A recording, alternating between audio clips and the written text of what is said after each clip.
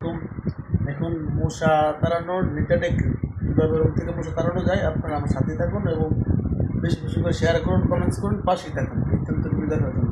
প্রথমে সরিষার তেল ডালবেন, পরিমাণ মতো সরিষার তেল ডালবেন, তারপরে 2টা লং দিবেন, লবঙ্গ একটা হলে একটা।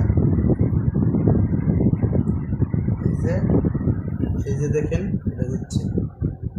তারপরে পরিমাণ মতো তুলা দিবেন। তুলাটা অবশ্যই ভালো হতে হবে, ভালো মানের হতে হবে, তাহলে ভালো হবে। এই যে দেখেন তুলা নেবেন।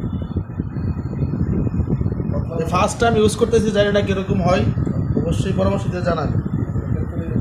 তেল ফুল আবার দেওয়া দেবে, তেল বলে দেবেন যে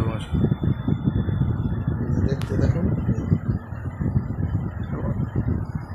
এখন কি করে না পান্ডে মুন্ডে আসনি কোনো রেখে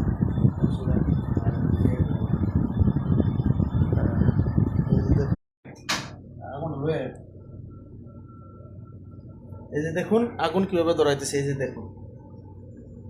বিসমিল্লাহ।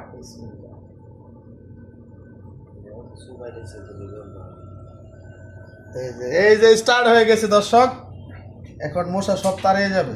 এই যে দেখুন রুমে আর মশা থাকবে না ইনশাল্লাহ, আশা করি। আপনারা চাইলে এটা ব্যবহার করতে পারুন অবশ্যই।